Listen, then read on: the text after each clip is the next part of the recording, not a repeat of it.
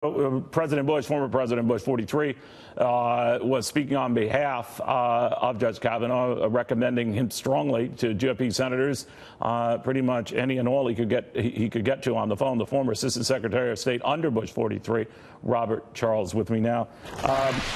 What effect would that have, Robert, in your opinion? A former president calls you up, you're a senator, you might be on the fence. I don't know how many are who he called, and he's saying this guy is a good guy. He should get your vote.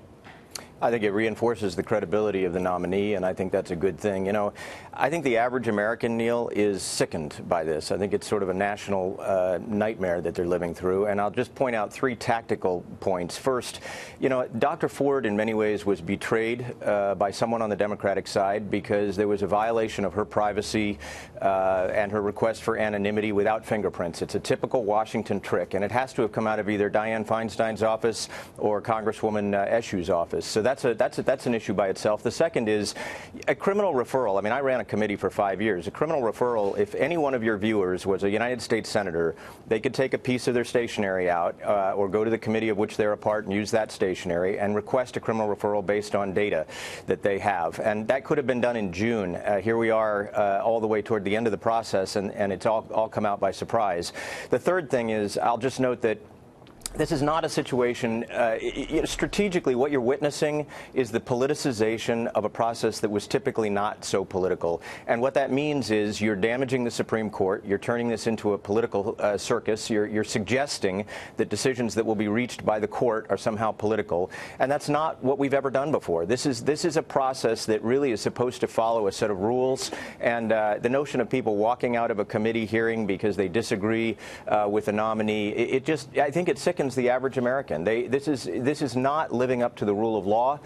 It really is it diminishes the respect people have for the Senate, for this committee, for the Democrats sitting on this committee, and frankly also endangers the respect that we have to have for the rulings of the Supreme Court. So my feeling is this was not a healthy process. It could have been done behind closed doors. Suspend the 5-minute rule, do a normal cross-examination of both parties for half an hour, come back with an understanding of what you know, and then be very tight in the way that you manage this publicly. Instead, it has become public grandstanding, and I understand the midterms around the corner, but I think people look at this with a jaundiced eye. I think they don't like what they see. You know, a lot of them had remembered in the case of, you know, the President of the United States calling upon the FBI to investigate, going back to the first President Bush, and how he wanted a go-slow approach when the allegations against Clarence Thomas first came up regarding Anita Hill, and that the FBI was going to look into that. Then they say that same standard should be applied now, you say?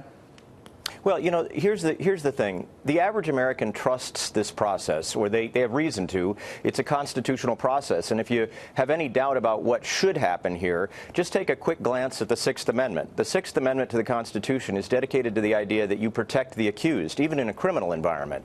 And so what's happened here is a sense of unfairness, and Americans resist unfairness. If dragging the process out added to fairness, I think people would support it. But I don't think it adds to fairness. I think what it does, it only extends this idea of political grandstanding. And I look at what happened in the original hearing with Senators Booker and Harris, and you have two senators, the senator from Connecticut and the senator from Hawaii, who both publicly said this nominee should not be entitled to due process. Now, that's an absurdity to me. I don't understand how that fits within the constitutional framework.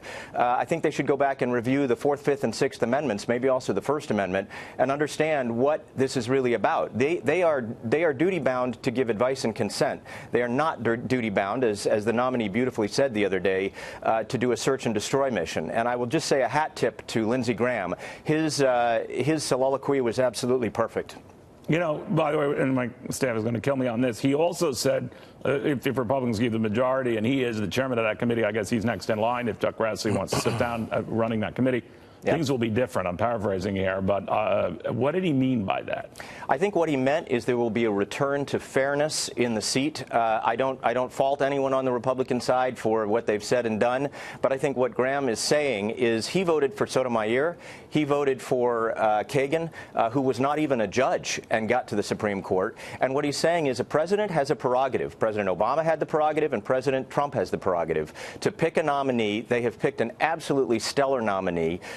you get these last-minute kinds of attacks, and it's in the old world they used to call this a political roarback, and that's when you throw out an accusation that's uncorroborated in the 11th hour, and you hope it'll stick. And unfortunately, that pushed a good man to have to really defend his soul yesterday. I personally teared up watching him say that his daughter prayed for his accuser. That's a beautiful, beautiful statement, and I think it speaks to the beauty of the American heart. But I also think we're in a situation where we've got to get back to fairness. Yeah, I felt for his kids. You know, I did too. Robert, very thank much you so.